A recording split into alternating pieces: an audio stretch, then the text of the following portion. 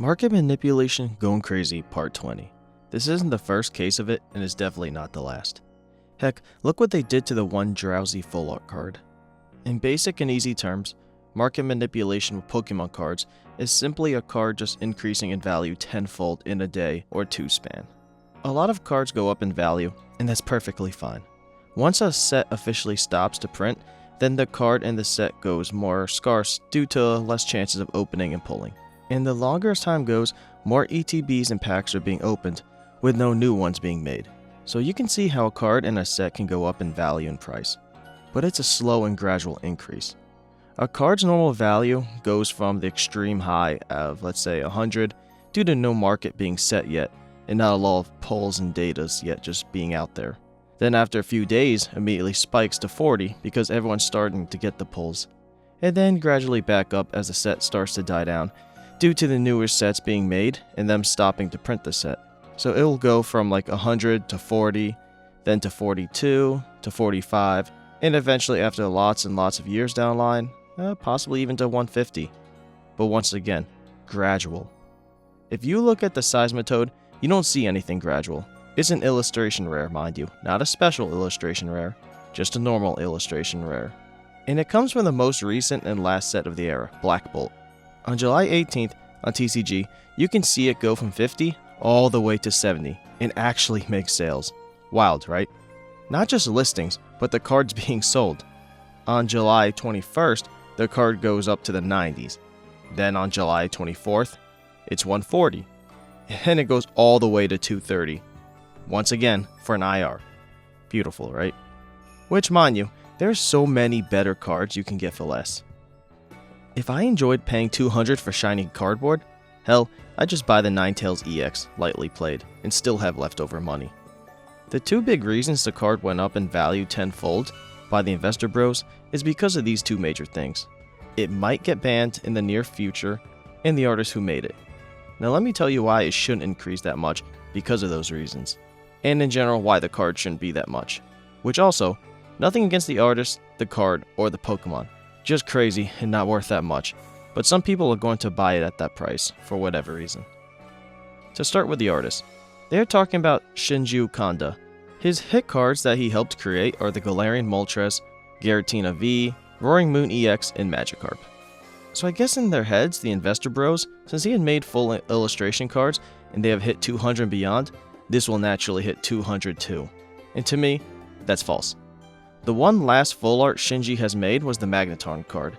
And it's beautiful, don't get me wrong, but it's only like $6 to $7, not 200. People would probably argue and say it's because it's a promo. But hey, look at Greninja and Kingdra, they have promo cards that are worth a lot. And also, there's a Pikachu Gray Felt Hat promo, and the Stained Glass Birds promo. So that doesn't help the promos aren't worth a lot defense. You might have convinced me a little more if he's only helped create a card like every 5 or 10 years, and the extremely few cards he's helped make were worth 200 plus, but that's not just the case right here. He's also made a plenty of non-full illustration cards, which are worth less than $1. Never heard of an artist being a true reason the card goes up. I know in paintings that could be the case, but I haven't heard that as far as Pokemon cards go. Which, once again, also, no offense to Shinju, the art is great by him, don't get me wrong, but shouldn't be the main reason a card gets jacked tenfold for the reasons above. Next is because it might, and keyword might, get banned. There are two ways a card can get banned. Either because of what the card actually does for the competitive portion of the TCG, or because of the artwork. Don't think a card has got banned because of both reasons at the same time. And if that ever happens, God help us, that card might be 20k. And I guess lastly, it being Kadabra, because of what it resembles a guy in real life, but the beef is squashed now, so Kadabra's back in the TCG. Master set people can sleep at peace now. So let's look and talk about a few of them. Jinx is an easy common one. Back then, Jinx used to be black instead of purple. The Pokemon is literally categorized as the human-shaped Pokemon, so you could already see the problems. Long blonde hair, thick lips, and black skin. It was performing blackface. It's even crazy back then that Jinx was made the way that she, or I guess he, was. So lots of older vintage cards were banned where Jinx was black instead of purple. Next is Grimer. In the Team Rocket set, Grimer was inside of a sewer in a city, which completely makes sense. Being a sludge Pokemon, a sewer or dump would be the best place to find them, so that checks out. But then the controversy comes where it's looking up a girl's skirt. It's literally just gooning. They changed it to looking straight forward to make it less straightforward, that's gooning. I'll go over 2 more so I don't make this a 30-minute video on banned artwork. In the Gym Hero set, Sabrina's Gengar was originally in a graveyard, which might be too morbid. Pokemon hints at death, but never really goes into the concept fully of death. The closest and most obvious case was Lavender Town in Gen 1. But then they updated the card to basically just being the Black Abyss, which was whack. The art was horrendous, just generic. The last one's from the same set, Sabrina's Gaze. The original had her basically give the finger, and then they updated it to where she's just tossing the ball. Also, I don't know how they allowed this one to get through. Look at this. Japanese sets always come first, so they normally fix their errors from the Japanese and revise them for the English sets. But even looking at all the banned cards, they aren't worth thousands nor hundreds. Let's look at the current prices of some of the cards I talked about that are banned. The Jinx expansion pack card is worth 15 max raw. The Grimer from Rocket Game card is worth 50 max raw. And mind you, when I say raw, it's just not graded. Sabrina's Gengar card from Challenge from the Darkness is 200 lightly played raw, and 620 max for a PSA 9. Sabrina's Graze card from City Gym Deck is $25 max raw. Yes, they are all Japanese, and how the current market is, English is worth more than Japanese. The Umbreon EX from Prismatic Evolutions is $340 to $370 for lightly played to near mint, and the English ones from lightly played to near mint is $840 to $900. Quite a jump, huh? Which also, side note, I hate TCG on how they have Japanese cards listings under the English ones, where there's already a separate section for Japanese cards. Trying to finesse people who can't read is just sad.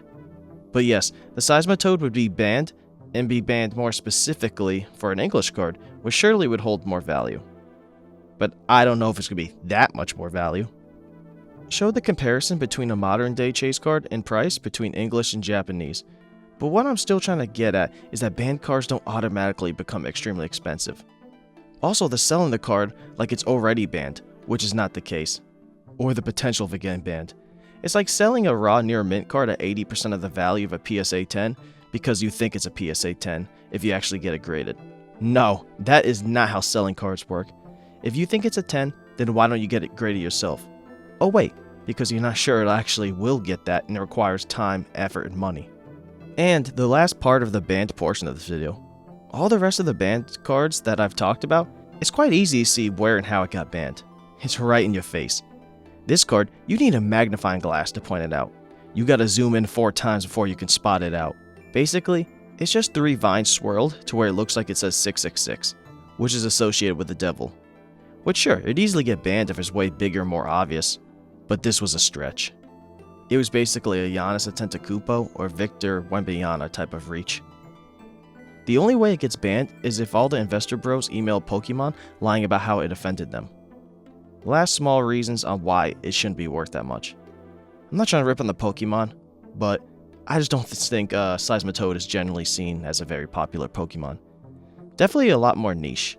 The reasons that cards from Charizard, like the infamous first edition base set, Skyridge Hollow, Dark Hollow variant, and even modern day like 151 special illustration rare are a lot more, are not just because they're rare, it's because they're cards from an extremely popular and loved Pokemon. People who love Pokemon, or even people who don't like Pokemon at all, and they at least know and love what Charizard is. Same goes for Umbreon. It had 2 of the most popular and expensive chases of the modern day and new era with Prismatic Evolutions SIR and alternative art from Evolving Skies.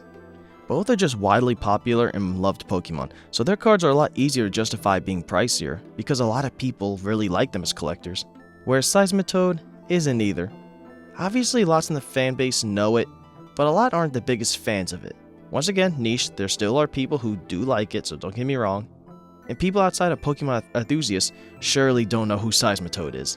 And to be quite honest, in the Pokemon fanbase, it's not even the most loved Pokemon with the name Toad in it. I'd like to imagine Politoed is a little more loved than Seismitoad. Another small reason is because it's an illustration rare. Back in the older eras, rarity was easier to mark. Dark Raichu was the first to break the set number and make a secret rare, which would go past the normal set count. The Team Rocket set counted 82 cards in it, and it was a secret rare because Dark Raichu was number 83 out of 82, so it went past the normal set number. In Scarlet and Violet era, there can be 110 out of 80, so 30 secret rares instead of the vintage set where there might only be one secret rare. The rarity level in the new era goes from common, uncommon, rare, double rare, ultra rare, illustration rare, special illustration rare, and hyper rare, which I guess in Japanese instead of IR and SIR, it's like art rare and special art rare. As you can see, SIRs are more rare than IRs, so I don't know how Seismitoad, being an IR, is going to be more expensive than an SIR. Once again, not as rare and not as popular or loved as a Pokemon. It's really riding on the card being banned to make it more rare than SIRs, but that has yet to be confirmed, and plenty of banned cards are still not worth that much. But hey, mind you, as I voice this video, and God knows when I'll actually upload it, it's now hitting the high 200s and even 300s raw, which is insane. I'd like to end this video with saying, please don't buy into the FOMO. Pokemon is an all-time high because of the inflated hype of the hobby, with plenty who don't even care about the said hobby, and many actual collectors who have FOMO due to social media engagement. It's even alright not to pay 40% over the retail price for the newest ETB. And dare I say, it's alright not to pay $150 more for a card that shouldn't be worth more than what it is because of market manipulation and FOMO.